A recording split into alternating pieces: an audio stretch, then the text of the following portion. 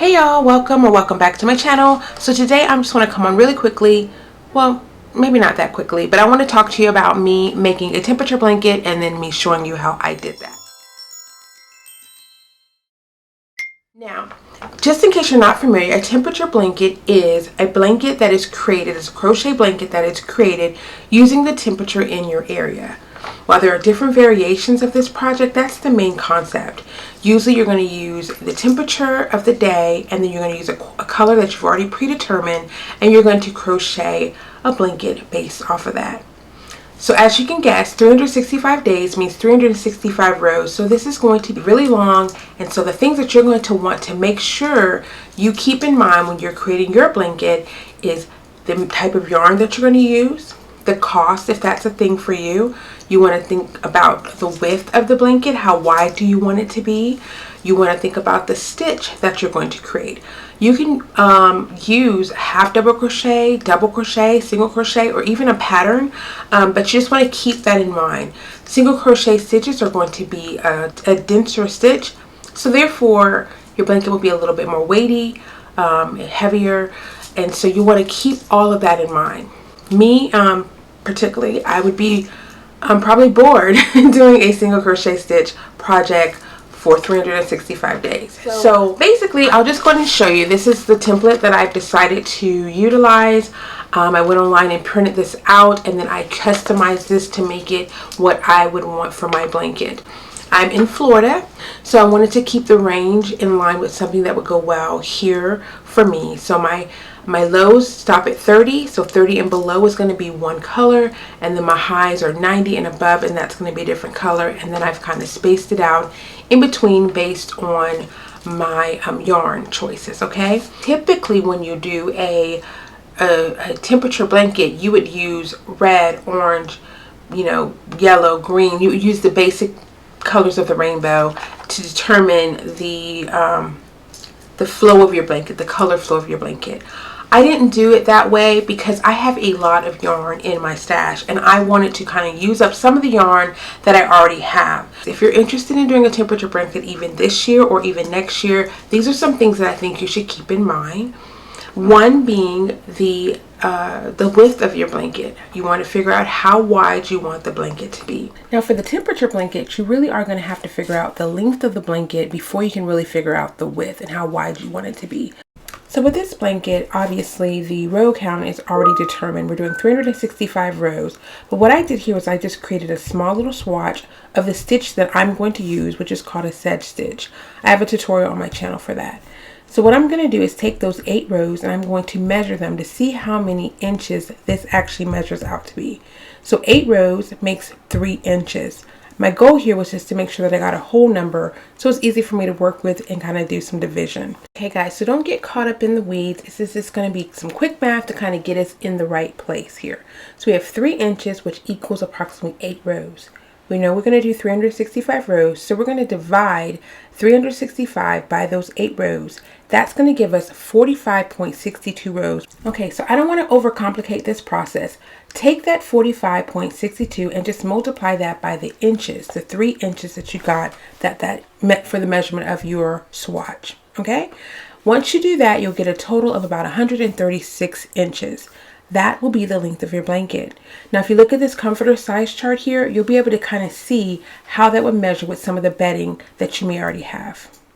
So my blanket is going to measure about 136 inches lengthwise. So that's going to be perfect if I want to fold the blanket down so that it could leave room for the pillows. You want to also determine what type of stitch work do you want to use.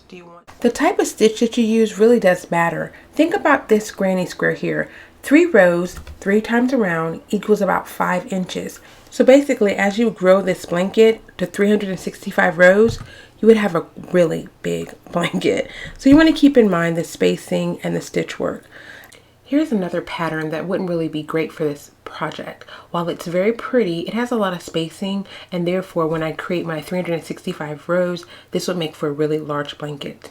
Now this here is the moss stitch or a linen stitch, and this is a nice one for the blanket. It is made up of single crochet stitches, but it's done in a really neat pattern.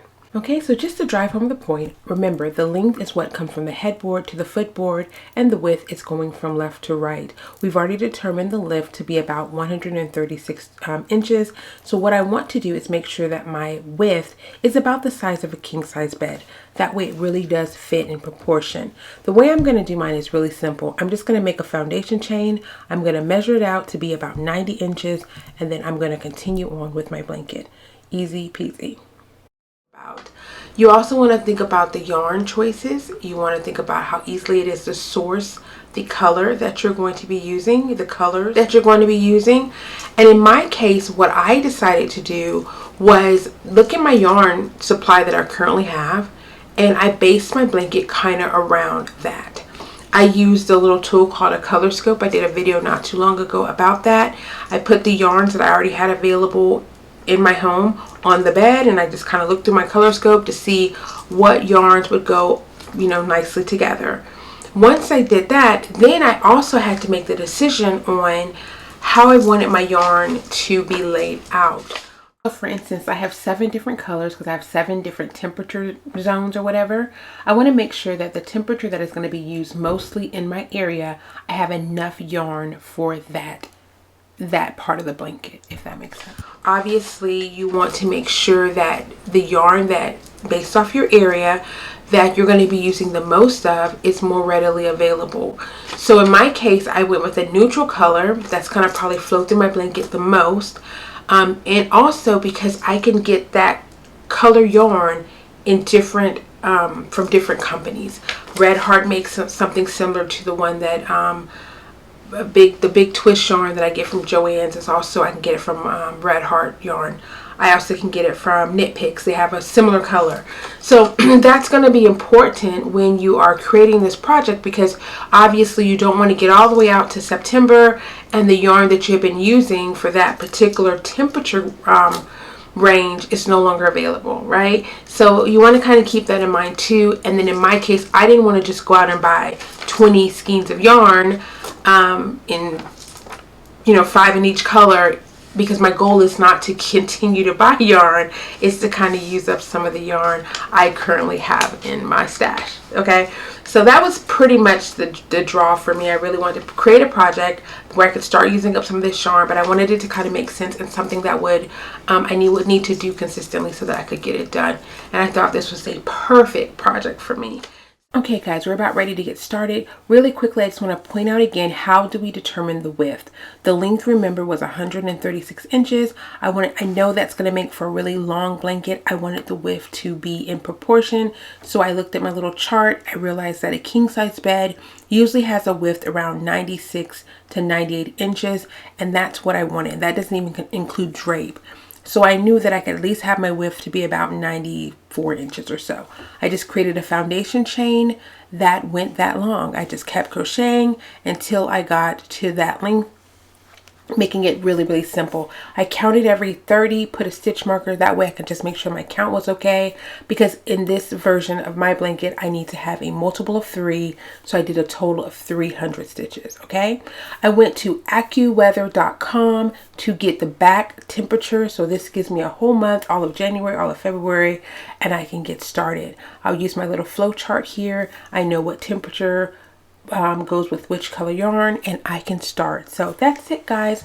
I hope you get started with me, and hopefully in a couple of weeks or so I'll have an update on where I am with this video with the blanket, and I'll continue to do that as I work the project. Okay, so let's go ahead and get started. We're a little late.